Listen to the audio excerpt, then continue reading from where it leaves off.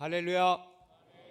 하나님께서 오늘 우리에게 너무나 멋지고 아름다운 날을 주셨습니다. 우리 글로리 채플 성도님들에게도 인사를 드립니다. 우리 함께 좌우 옆에 우리 함께 이렇게 인사합시다. 새로운 미래가 시작되었습니다. 하나님께서 오늘 우리에게 주시는 말씀은 골로새서 1장 24절에서 29절까지의 말씀입니다. 골로새서 1장 24절부터 29절까지를 번갈아며 읽습니다. 제가 먼저 읽겠습니다. 나는 이제 너희를 위하여 받는 괴로움을 기뻐하고 그리스도의 남은 고난을 그의 몸된 교회를 위하여 내 육체에 채우노라. 내가 교회 일꾼된 것은 하나님이 너희를 위하여 내게 주신 직분을 따라 하나님의 말씀을 이루려 함이니라. 이 비밀은 만세와 만대로부터 감추어졌던 것인데 이제는 그의 성도들에게 나타났고 하나님이 그들로 하여금 이 비밀의 영광이 이방인 가운데 얼마나 풍성한지를 알게 하려 하심이라. 이 비밀은 너희 안에 계신 그리스도시니 곧 영광의 소망이니라. 우리가 그를 전파하여 각 사람을 권하고 모든 지혜로 각 사람을 가르침은 각 사람을 그리스도 안에서 완전한 자로 세우려 함이니 이를 위하여 나도 내 속에서 능력으로 역사하시는 이의 역사를 따라 힘을 다하여 수고하노라. 아멘. 아멘. 오늘 어린이날입니다. 또 어린이 주일이기도 한데 여러분 어린이날을 제정하고 시작한 분이 누군지 아세요? 네, 다 아시죠? 방정환 씨. 근데 이 방정환 선생님이 독립운동가였다는 건 아세요? 민족대표 33인 손병희 선생님의 사위이기도 하면서 독립운동가였습니다. 그래서 두 번이나 독립운동을 하다가 체포되기도 했어요. 그래서 2017년도에는 보훈처에서 이달의 독립운동가로 선정하기도 한 그런 우리 민족의 자랑스러운 분입니다.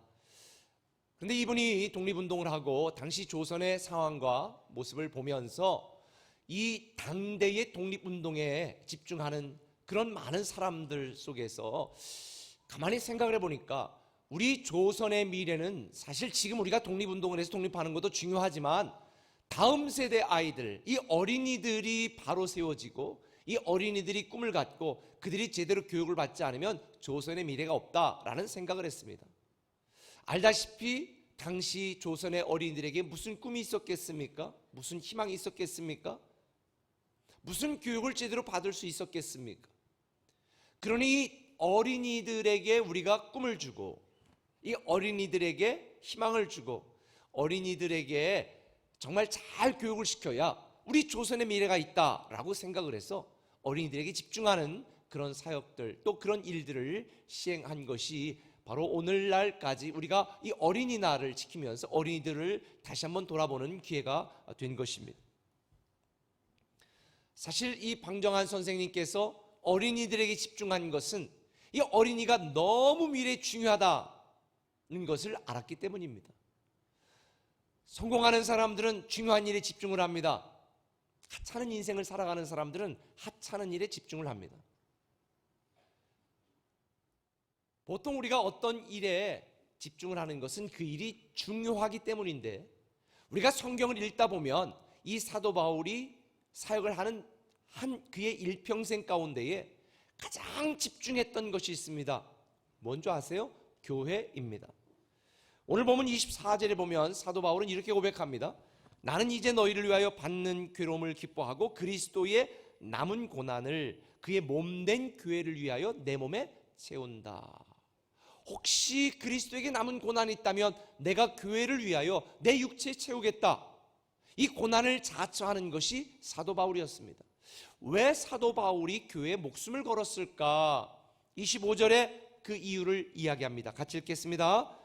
내가 교회 일꾼된 것은 하나님이 너희를 위하여 내게 주신 직분을 따라 하나님의 말씀을 이루려 함이니라.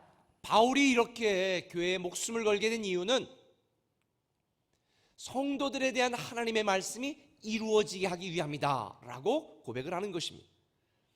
교회를 위한 고난을 자처하고 교회 일꾼으로 목숨을 걸고 하나님의 말씀이 이루어지기를 기대했던 그 말씀, 그 이유가 뭘까? 27절에 계속 소개되어지고 있습니다. 27절 같이 읽습니다. 하나님이 그들로 하여금 이 비밀의 영광이 이방인 가운데 얼마나 풍성한지를 알게 하려 하십니다. 이 비밀은 너희 안에 계신 그리스도시니 곧 영광의 소망이니라. 이 바울은 비밀의 영광인 교회를 통하여 이 그리스도 안에서 우리가 누릴 수 있는 축복과 새로운 미래의 희망이 무엇인지를, 그 비밀을 지금 성도들에게 알려주겠다라고 말합니다. 교회를 통해 그리스도 안에서 하나님이 우리에게 주기를 원하시는 그 비밀의 영광스러운 비밀이 무엇일까? 결론부터 이야기하면 이것입니다. 저와 여러분 우리 모두는 창조주 하나님의 위대한 상속자다라는 것입니다. 창조주 하나님의 위대한 상속자가 저와 여러분 모두라는 것입니다. 야고보서 2장 5절에 보면 이 골로새 교회에 대한 사도 바울의 말로만 끝난 것이 아니라 야고보 사도도 동일하게 이렇게 강조하고 있습니다. 굉장히 중요한 말씀이니까 한번 읽겠습니다. 내 사랑하는 형제들아 들을지어다. 하나님이 세상에서 가난한 자를 택하사 믿음에 부요하게 하시고 또 자기를 사랑하는 자들에게 약속하신 나라를 상속으로 받게 하지 아니하셨느냐. 약속하신 하나님의 나라를 저와 여러분 우리 모든 하나님의 사람들에게 상속케 하셨다. 다시 말하면 우리는 위대한 하나님의 상속자다. 이걸 알려주고 있습니다.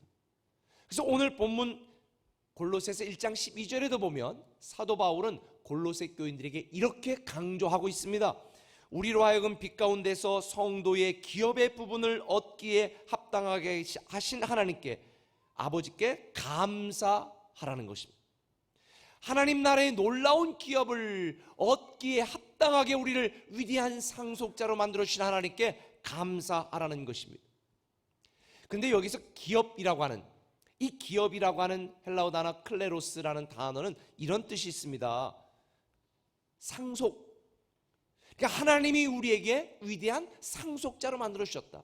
근데 이 기업이라는 단어를 우리가 이해하려면 구약으로 거슬러 올라가야 됩니다. 하나님께서 너희는 내가 너에게 기업을 주었고 너희는 나의 기업이다라는 말을 쓴 사람이, 최초의 사람이 누군지 아세요? 아브라함입니다. 하나님께서 아브라함을 부르시고 아브라함에게 내가 너에게 기업을 줄 것이고 너는 나의 기업이 된다. 나는 또한 너에게 기업이 된다. 다시 말하면 아브라함은 하나님의 상속자가 되도록 불렀다라는 것입니다. 그래서 창세기 17장 8절에 보면 이렇게 말씀이 되어 있습니다. 같이 읽습니다. 내가 너와 내 후손에게 내가 거류하는 이 땅 곧 가나안 온 땅을 주어 영원한 기업이 되게 하고 나는 그들의 하나님이 되리라. 하나님이 아브라함을 부르시고 아브라함에게 약속하셨습니다. 내가 너희에게 약속의 땅, 축복의 땅을 주고 그것이 너에게 영원한 기업이 되게 할 것이고 나는 너의 하나님이 되리라. 여기서 많은 사람들이 아브라함에게 주신 하나님의 축복이 약속의 땅, 가나안 땅이라고 생각을 합니다. 근데 제가 성경을 묵상하면서 발견한 게 있습니다. 하나님이 아브라함에게 주신 진짜 기업이 뭔지 아세요? 가나안 땅이 아닙니다. 약속의 땅이 아닙니다. 자손 번식과 증식이 아닙니다. 우상을 섬기고 멸망할 수밖에 없었던 아브라함의 하나님이 되신다는 약속, 하나님이 아브라함의 하나님이 되신다는 약속, 이것이 아브라함에게 주신 최고의 기업인 줄 믿으시길 바랍니다.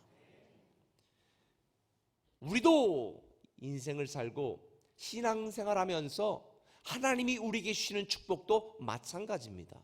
오늘날 많은 사람들이 하나님을 믿으면서 우리가 하나님께 상속자가 되었고 하나님께 기업을 받는 자가 되었다, 하나님께 축복을 받게 되었다라고 말할 때에 사람들은 꼭 이 땅에서 우리가 누리는 뭔가 물질적인 축복으로만 생각을 합니다. 그러나 우리가 누릴 수 있는 진정한 축복, 하나님이 우리에게 주시는 영원한 기업이 뭔지 아세요? 하나님이 우리의 하나님이 되셨다는 것, 하나님이 우리의 하나님이 되셨다는 것, 우리가 창조주 하나님의 위대한 상속자가 되었다는 것, 이것이 저와 여러분 우리 모두가 받은 최고의 상속 기업인 줄 믿으시길 바랍니다. 그래서 신명기 7장 6절 이하에 보면 이렇게 말씀하고 있습니다. 오늘 굉장히 중요한 말씀이에요. 같이 한번 읽겠습니다. 내 하나님 여호와께서 지상 만민 중에서 너를 자기 기업의 백성으로 택하셨나니 여호와께서 너희를 기뻐하시고 너희를 택하심은 너희가 다른 민족보다 수요가 많기 때문이 아니니라. 너희는 오히려 모든 민족 중에 가장 적으니라. 여호와께서 다만 너희를 사랑하심으로 말미암아 하나님께서 별 볼 일 없는 노예 백성 이스라엘을 사랑하심으로 말미암아 택하시고 자기 기업의 백성으로 만드셨다. 하나님의 위대한 상속자로 만드셨다. 상속받은 내용이 위대한 것이 아니라 이렇게 별 볼 일 없는 이스라엘 백성들이 하나님의 택하심을 받아 하나님의 사랑하심을 받아 하나님의 위대한 상속자가 되었다. 이것이 최고의 축복임을 믿으시면 아멘. 특별히 여기에서 자기 기업의 백성으로 삼으셨다라고 말할 때 이 기업이라고 하는 히브리어 단어는 세굴라라고 하는 단어인데, 이 기업이라고 하는 세굴라라고 하는 단어의 뜻이 뭔지 아세요? 보물, 보석, 이런 뜻이 있습니다. 다시 말하면 너무나 별 볼 일 없는 노예 족속이 있던 이스라엘 백성들을 하나님께서 자기의 보물로 만드셨다. 자기의 보석으로 삼으셨다. 이게 굉장히 감동이 되는 대목인데, 여러분 마찬가지예요. 여러분이 얼마나 똑똑해요? 여러분 얼마나 좋은 대학 나왔어요? 그래서 여러분이 얼마나 귀중한 존재입니까? 우리는 세상에서 우리 자신을 볼 때에 우리보다 잘나고 우리보다 똑똑하고 우리보다 많이 갖고 우리보다 아름답고 우리보다 날씬하고 우리보다 훌륭한 사람들이 얼마나 많은지 몰라요. 그런데 하나님이 저와 여러분을 보석 같은 존재로 여겨주시고 보물 같은 존재로 만들어주셨다. 그리고 우리에게 영원한 하나님 나라와 하나님이 갖고 하나님이 계획하신 모든 것들을 상속받도록 위대한 상속자로 만들어주셨다. 할렐루야. 사도 바울은 당시 어려운 삶을 살고 핍박을 당하고 환난을 당하고 교환의 고난과 고통을 당하는 이 골로새 교회 성도들에게 너희가 지금 현재 어렵고 힘들지만 너희에게는 하나님의 놀라운 상속 약속이 되어 있고 우리는 하나님의 보물 같은 하나님의 보석과 같은 존재로 하나님이 만들어 주셨으니 이 창조자 하나님의 위대한 상속자답게 현실의 일이 일비하며 살아가지 말고 끝까지 믿음과 인내로 살아가라고 가르쳐주는 것이 오늘 본문의 내용이고 골로새서의 핵심 내용입니다. 저와 여러분들 중에 이 땅을 살아가면서 좀 실족할 때도 많고 실망스러울 때도 많고 힘들고 낙심될 때도 참 많습니다. 그런데요, 하나님께서 그런 저와 여러분 우리 모두에게 이렇게 말하는 거예요. 너의 인생은 오늘에 달려있는 것이 아니라 영원한 하나님 나라 하나님의 계획 안에 있다. 너희는 하나님의 보물과도 같은, 너희는 하나님의 보석과도 같은 위대한 하나님의 상속자다. 할렐루야. 이 말씀으로 위로받으시고 희망으로 오늘을 견디고 인내로 살아가는 저와 여러분 되시기를 예수님의 이름으로 축원합니다. 그렇다면 우리가 이렇게 창조주 하나님의 위대한 상속자라면 과연 이 땅을 어떻게 살아가야 될까? 이게 중요한 문제지요. 그 첫 번째는 이겁니다. 그리스도 안에서 인생을 살라는 것입니다. 한번 따라합시다. 그리스도 안에서 인생을 살라. 그리스도 안에서 우리의 인생을 살아가야 된다는 것입니다. 오늘 본문 28절에 보면 우리가 그를 전파하여 각 사람을 권하고 모든 지혜로 각 사람을 가르침은 각 사람을 그리스도 안에서 완전한 자로 세우려 합니다. 우리는 창조주 하나님 위대한 그분의 상속자입니다. 그래서 이 교회 공동체 그리스도 안에서 우리가 살아가도록 만드셨고 계획하셨고 하나님이 우리에게 주시는 모든 이 보물과 같은 인생의 축복은 그리스도 안에서만 누릴 수 있도록 만들어 주신 것입니다. 우리가 그리스도 안에 있을 때만 하나님의 축복을 누리게 되어 있고 위대한 하나님의 상속자의 지위를 유지할 수가 있습니다. 주님께서 요한복음 15장 5절 이하에 말씀한 것처럼 우리는 그리스도를 떠나서 아무것도 할 수 없는 존재입니다. 같이 한번 읽어볼까요? 나는 포도나무요 너희는 가지라. 그가 내 안에 내가 그 안에 거하면 사람이 열매를 많이 맺나니 나를 떠나서는 너희가 아무것도 할 수 없음이라. 사실 이 말씀은 예수님께서 거의 마지막 사역할 때의 제자들에게 하신 말씀인데요, 이 말씀의 배경을 이해하면 더 감동이 됩니다. 그저 이 그리스도를 떠나서는 아무것도 할 수 없다 땡 이게 아니라 왜 이 말씀을 하셨는지, 이사야서 5장에 보면 하나님은 이스라엘을 극상품 포도나무다라고 표현합니다. 아까 말씀한 것처럼 우리는 하나님의 보물, 하나님의 보석과 같은 존재예요. 이걸 다른 말로 표현한 것입니다. 당시 이스라엘의 흔한 포도나무를 통해서 이스라엘 백성들은 극상품 포도나무다. 극상품 포도나무를 심었으니 극상품 포도나무에서 뭐가 열려야 돼요? 극상품 포도가 열려야 되는데, 이사야 5장 1절 이하에 보면 이스라엘의 불순종으로 말미암아 하나님은 극상품 포도나무를 심었는데 들포도 신포도 쓸모없는, 버릴 수밖에 없는 이런 하찮은 포도 열매를 맺었다. 그래서 하나님의 마음이 너무 아프다, 이걸 이야기해 주고 있습니다. 하나님은 저와 여러분을 위대한 하나님의 상속자로, 보물과 보석과 같은 존재로 극상품 포도나무를 심었는데 우리의 삶 가운데 우리는 들포도 같은, 신포도 같은 맛없는 인생을 살아가고 있는 이유가 무엇일까? 결론은 이겁니다. 그리스도 안에서 살지 않기 때문에, 그리스도 안에 남아있지 않기 때문에, 그리스도 안에서 생각하지 않기 때문에, 그리스도 안에서 주만 바라보지 않기 때문에 우리는 극상품 포도나무로 하나님이 우리를 축복하셨음에도 불구하고 우리의 삶에서 늘 신포도 들포도 쓸모없는 포도만 맺고 있는 것입니다.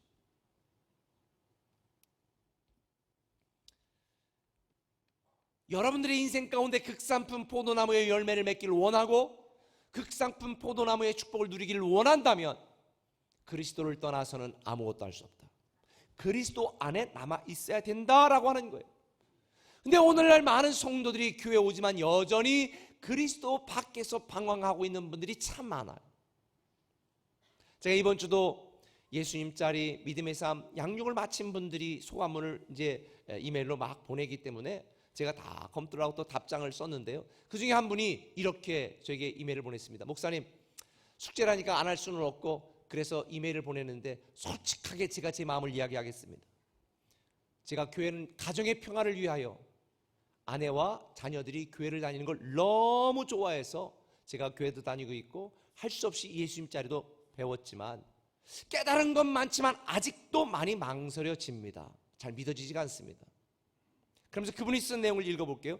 내 자신이 내 자신에게 묻는다. 언제부터 그리스도 안에서 함께 할 거냐고. 난 대답하지 않는다. 시간이 필요한 걸까? 계기가 필요한 걸까?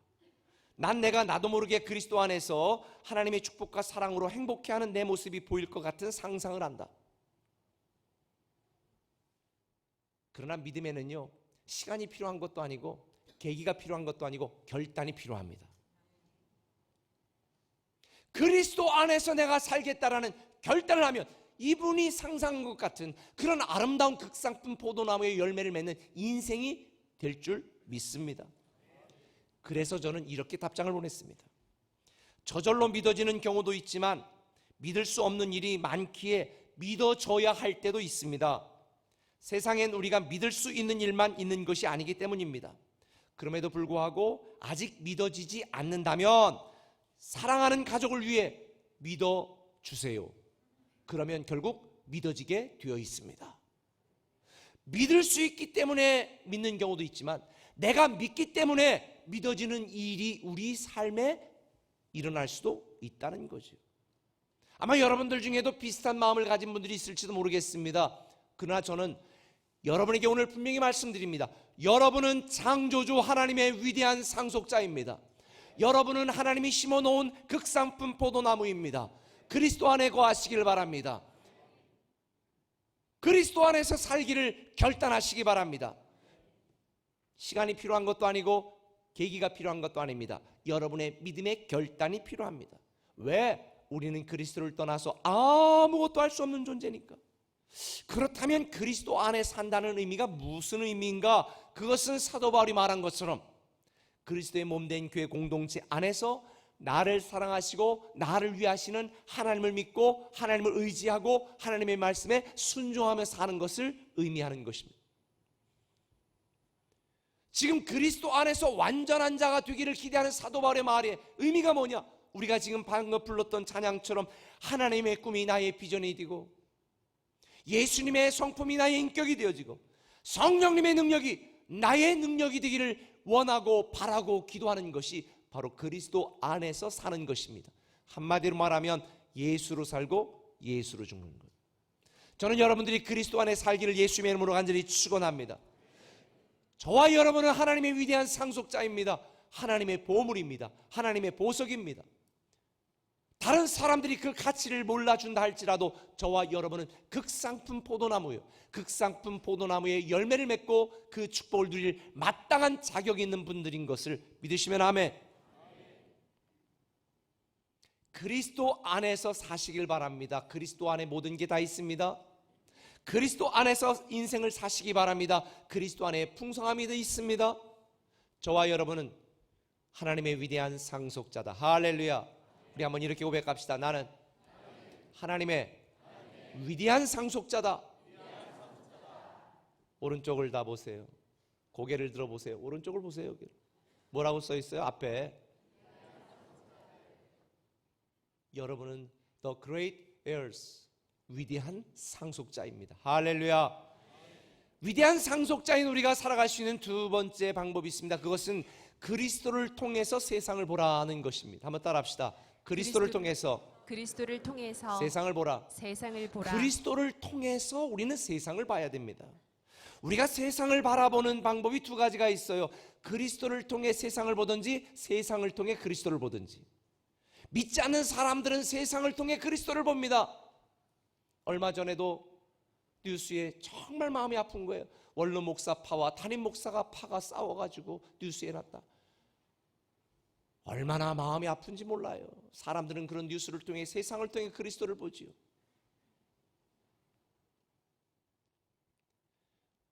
여러분, 어떤 가게 물건을 파는 사람이 불친절하다고 그래서 그 물건이 나쁜 물건은 아니잖아요. 예수를 믿고 교회를 다니는 그리스도인들이 그렇게 살지 못한다고 해서 그리스도가 나쁜 분이 아닌 것처럼. 그런데 많은 사람들은 오늘날 세상을 통해 그리스도를 봅니다. 그리고 실족합니다. 실망합니다. 그런데 저와 여러분, 우리는 그리스도를 통해서 세상을 바라봐야 됩니다. 오늘 본문은 말합니다. 하나님이 그들로 하여금 이 비밀의 영광이 그 이방인 가운데 얼마나 풍성한지를 알게 하려 함이라. 사도 바울은 골로새 교회 성도들에게 너희가 하나님의 위대한 상속자라는 사실을 알았다면 너희만 알고 누리는 것이 아니라 이 사실을 모르는 모든 세상 사람들에게 알려져야 되지 않겠냐? 이걸 다른 말로 말하면 그리스도를 통해 세상을 바라봐야 되지 않겠냐? 이 의미인 것입니다. 그리스도를 통해 내 인생을 보고 그리스도를 통해 세상을 봐야 됩니다. 그리스도를 통해 내 자녀를 바라보고 그리스도를 통해 내 가정을 바라봐야 됩니다. 그리스도를 통해 내 사업을 바라보고 그리스도를 통해 내 직장을 바라봐야 되는 것입니다. 우리가 세상을 어떻게 바라보느냐에 따라 우리가 인생을 살아가는 방법이 달라게 되어 있습니다. 성공과 출세의 관점으로 세상을 바라보면 모든 사람들이 다 경쟁사한다입니다. 그러나 그리스도를 통하여 세상을 바라보면 다 은혜와 긍휼이 필요한 사람들입니다. 그리스도를 통하여 세상을 바라보면 세상은 나의 사역지입니다. 그러나 내 욕심을 통하여 세상을 바라보면 다 이용의 대상일 뿐입니다.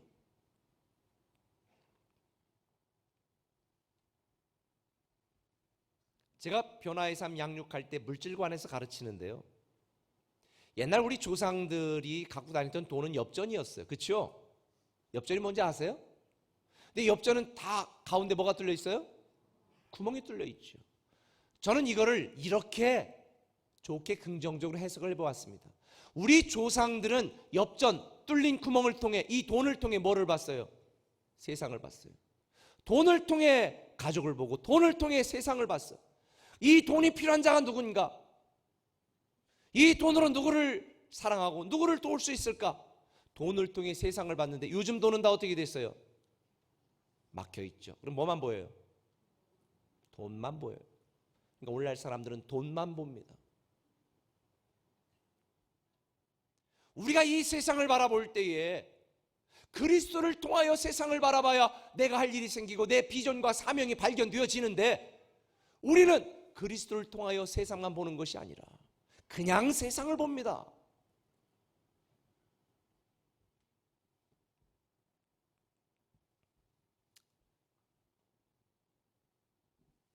우리가 그리스도를 통하여 세상을 보지 않고, 우리가 그리스도를 통하여 자녀를 보지 않고, 우리가 그리스도를 통하여 내 인생을 보지 않으니까 자꾸 엉뚱한 기도만 하는 것입니다. 질문이 잘못되니까 오답만 쓸 수밖에 없는 것입니다.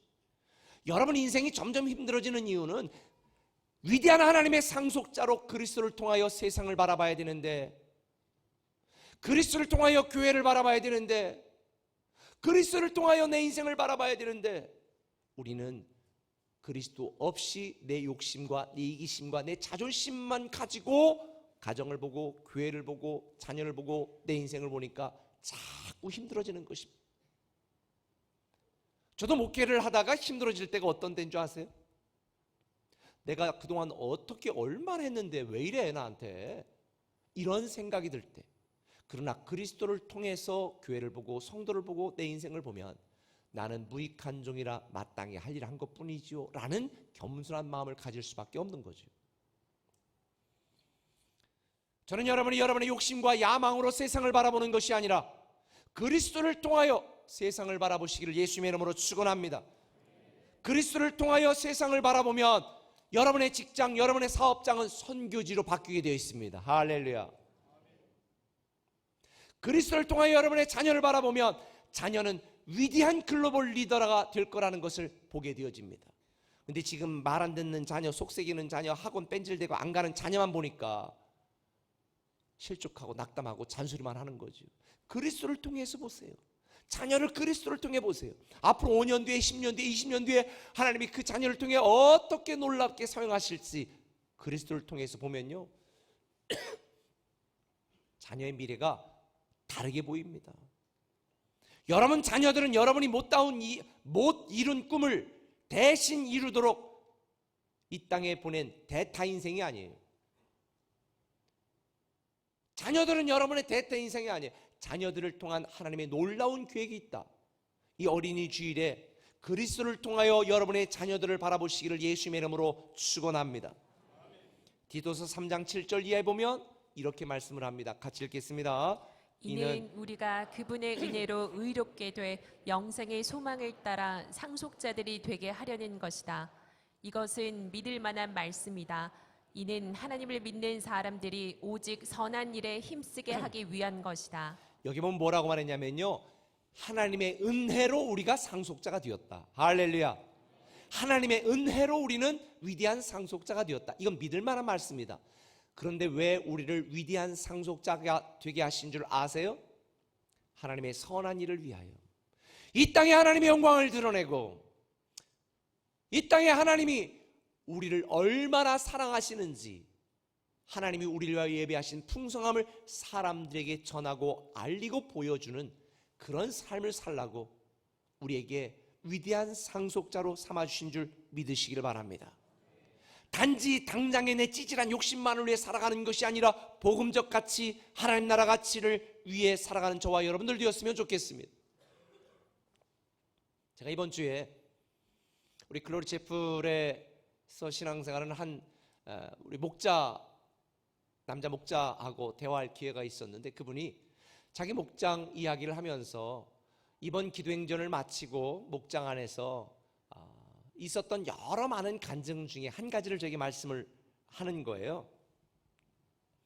저기 한 분이 청사에서 이제 승진 보직 심사라는 게 또 있다네요. 그 보직을 맡으면 이제 승진을 해야 되는데, 그 승진 보직 심사를 하는 그런 게 있어가지고 그걸 이제 열심히 준비를 했대요. 근데 이제 그 청사에 신회에서 갑자기 연락이 와가지고 이번에 신회 모임이 있는데 좀 기타를 치면서 찬양 인도를 좀 해주면 어떻겠냐고 부탁을 했는데, 그게 바로 내일 보직 심사가 있으니까 마음이 부담이 되잖아요. 그래서 이번에는 제가 내일 심사가 있어서 다음에 하겠습니다 하고 거절했는데, 이 기도행전을 마치고 또 우리 오신 강사님에게 말씀을 들으면서 하나님이 부르실 때는 즉각 응답하라는 이 말씀이 갑자기 마음에 계속 걸려가지고 다시 전화를 해서 네, 그냥 제가 하겠습니다. 그리고 신회 찬양을 인도하고 예배가 끝나고, 보통 끝나면 이제 저도 신회 예배 인도하러 자주 갔었지만 가면 또 식사를 하잖아요. 식사를 같이 대화를 나누는 중에 한 분이 우연히 이제 내일 뭐 보직 심사 이런 얘기를 하다가 그러냐고, 나도 거기 보직 심사 했었는데 근데 나는 떨어졌다고 그때. 근데 그때 내가 전혀 준비하지 못했던, 예상하지 못했던 이런 질문이 있었다고 하나를 알려주더래요. 근데 그건 뭐냐면 자기는 이론적인 것만 열심히 준비를 했는데 그 보직을 맡았을 때 일어날 수 있는 실제적인 상황 가운데 그때 어떻게 해결하겠느냐 뭐 이런 거, 자기는 전혀 생각해보지도 않았었는데 그래서 그러냐고, 그래서 그런 질문이 나올 수도 있겠구나. 물론 심사위원들은 각각 따로 다 되어지니까 똑같은 질문이 나올 확률은 거의 없어요. 근데 이제 그렇게도 준비할 수 있겠구나라고 준비를 다 하고, 그리고 그 다음날 갔는데 여러 질문들은 자기가 이론적인 걸 준비한 것들은 다 답변을 했는데 마지막에 어떤 질문이 나왔겠어요? 그 질문이 딱 나온 거예요. 그래가지고 멋지게 대답을 했죠. 그래서 승진보직에 합격을 했겠습니까? 떨어졌겠습니까? 합격을 했죠. 그래서 그런 간증을 이야기하면서 하나님의 부르심에 내가 즉각 응답했더니 하나님께서 정말 생각 밖에 그렇게 하나님이 준비하시고 예비하신 이런 길로 인도하셨다는 간증을 들었습니다. 여러분, 사실 우리가 인생을 살아가면서 우리는 내 힘과 능력으로 하려고 하나님이 우리를 위하여 예비하신 놀라운 기회, 새로운 기회들을 내 스스로가 저버릴 때가 얼마나 많은지 모릅니다. 이번 40일의 기도행전을 통하여 여러분에게 말씀을 드렸지만, 하나님은 우리가 하나님의 위대한 상속자이기 때문에 우리에게 온갖 모든 좋은 것들을 다 주시려고 예비해 놓으셨는데 누리지 못하는 이유는 우리가 준비되지 못했기 때문에, 우리가 구하지 않기 때문에, 우리가 하나님을 믿고 의지하지 못했기 때문입니다. 저는 여러분들이 위대한 상속자로 그리스도를 통하여 여러분의 인생을 바라보는 놀라운 하나님의 사람이 되기를 예수님의 이름으로 축원합니다. 지난주에 우리 교역자들이, 풀타임 교역자들이 1박 2일로 우리가 MT를 갔습니다. 마침 교단의 임시총회도 있어서 하루 전날 먼저 강릉에 가서 강릉 바다도 보면서 모처럼 같이 대화도 하고 바닷길도 걷고 이러면서 임시총회가 끝나고 오면서 저녁 식사를 하고 이제 오려고 했는데, 마침 한 목사님이 혼자 서 있어서 굉장히 저와 절친한 후배 목사님이라 식사를 같이 하자고 우리 밥을 먹었습니다.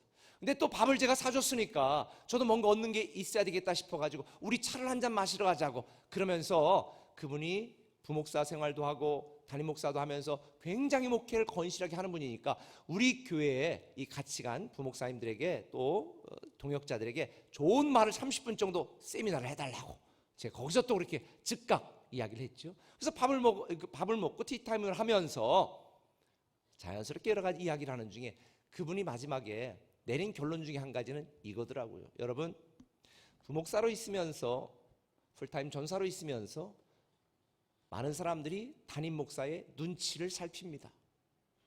근데 담임 목사의 눈치를 살피지 말고 담임 목사의 시선이 머무는 곳을 같이 보세요. 별로 감동이 안 되죠? 굉장히 중요한 거예요. 직장 생활에도 상사에게 어떻게 하면 잘 보일까 눈치 보지 마세요. 그분이 뭘 생각하고 뭘 중요하게 여기는지 그분이 시선이 머무는 곳을 보면요, 인정받지 않을 수가 없는 거예요. 여러분들이 저를 보는 게 아니라 제 시선이 머물고 제가 비전과 사명을 이야기하는 그 시선이 머무는 곳에 가야 되는 거거든요. 다시 말하면 우리가 많은 사람들이 신앙생활하면서 하나님의 눈치를 살피는 신앙생활하는 것 같아요. 어떻게 하면 하나님, 내가 조금 하나님 뜻대로 살지는 못했는데 하나님의 마음을 감동시켜서 일주일에도 새벽기도 나면 하나님의 마음이 바뀔까? 그래서 하나님의 눈치를 살피며 내가 원하는 것을 얻어내려고 그런 식으로 신앙생활하는 분들이 많아요. 그런데요, 하나님의 눈치를 살피지 마시고 하나님의 시선이 머무는 곳을 같이 바라본다면 하나님은 여러분들이 위대한 상속자답게 살아갈 수 있는 놀라운 은혜를 주실 줄 믿습니다. 우리가 그리스도를 통해 세상을 보고 그리스도를 통해 내 인생을 바라보면 하나님이 우리를 위해 준비한 놀라운 축복의 경험을 하게 되어진다. 할렐루야. 제가 존경하는 A.W. 핑크라고 하는 신학자가 이런 이야기를 했습니다. 우리가 범하는 가장 큰 실수는 그리스도 안에서만 찾을 수 있는 것을 자기 자신에게서 찾으려는 것이다. 하나님 안에서 찾을 수 있는 것을 오늘날 많은 사람들이 자기 자신 안에서 찾으려고 하는 것, 그것이 사람들이 범할 수 있는 최고의 실수라는 것입니다. 사랑하는 꿈의 가족 여러분, 저와 여러분 우리 모두는 창조주 하나님의 위대한 상속자입니다. 하나님께 저와 여러분은 보석과 같은 존재고 보물과 같은 존재입니다. 아직도 우리가 신앙생활하면서 우리의 가슴이 뛰지 않는 건 이 놀라운 축복과 이 어마무시한 우리에게 주신 하나님의 이 특권을 깨닫지 못하기 때문입니다. 여러분들이 그리스도 안에서 살아가고 그리스도를 통하여 세상을 바라보게 되어진다면 지금까지 살아온 것과는 차원이 다른 놀라운 축복된 인생을 살아가게 될 줄 믿습니다. 요즘 베스트셀러 중에 하나인 김웅 검사가 쓴 검사내전이라는 책이 있습니다. 이 검사내전이라는 책을 쓴 이 내용에 쭉 보면요, 지금 대한민국 범죄 중에서 가장 많은 범죄가 뭔지 아세요? 사기예요. 사기. 지금 대한민국 범죄 중에서 가장 많은 범죄가 사기래요. 사기를 당해서 우리 대한민국에서 1년에 사기당하는 금액이 20조 원 정도. 1년에. 놀라지도 않네요. 1년에 20조 원 정도가 사람들이 사기를 당한대요. 근데 그 사기당한 금액 중에 회수되는 게 피해액의 회수율이 고작 2%에서 3%. 그러면서 이 사기 사건을 전담했던 김웅 검사가 대한민국 범죄율 1인 사기에 대해서 이렇게 정의를 내렸습니다. 자기 욕심에 말도 안 되는 정보를 사실로 믿게 되며 자기 자신에게 속는 것이 사기다. 사기가 뭐냐면 욕심 때문에 말도 안 되는 정보를 믿게 되어서 자신에게 속는 게 사기라는 거예요. 그러니까 사기라는 건 다른 사람에게 사기를 당하는 게 아니라 누구 때문에? 자기 욕심 때문에 스스로 당하는 게 사기다라고 결론을 내렸습니다. 그러면서 그가 내린 결론은 이거예요. 사기를 피하는 방법, 사기당하지 않는 방법은 자신의 욕심에 스스로 속지 않는 것이다. 근데 제가 오늘날 성도들을 보면서 참 안타깝습니다. 사탄에게 사기당하는 성도들이 한둘이 아닙니다. 남편에 대하여, 자녀에 대하여, 여러분 인생에서, 여러분의 신행에서 아무개 집세 때문에 교회 못 나가, 여러분 사탄에게 사기당하는 겁니다. 나 저 인간하고 못 살겠어, 사탄에게 사기당하는 겁니다. 나 저 자식 나 도저히 책임 못 져, 사탄에게 사기당하는 겁니다.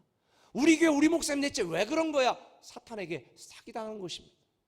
저는 여러분이 여러분의 신앙과 여러분의 인생을 사탄에게 사기당하지 않고 그리스도 안에서 인생을 살고 그리스도를 통하여 세상을 보므로 정말 존귀한 하나님의 위대한 상속자다운 극상품 포도나무의 열매를 맺고 그 축복을 누리는 저와 여러분들 되시기를 예수님의 이름으로 축원합니다.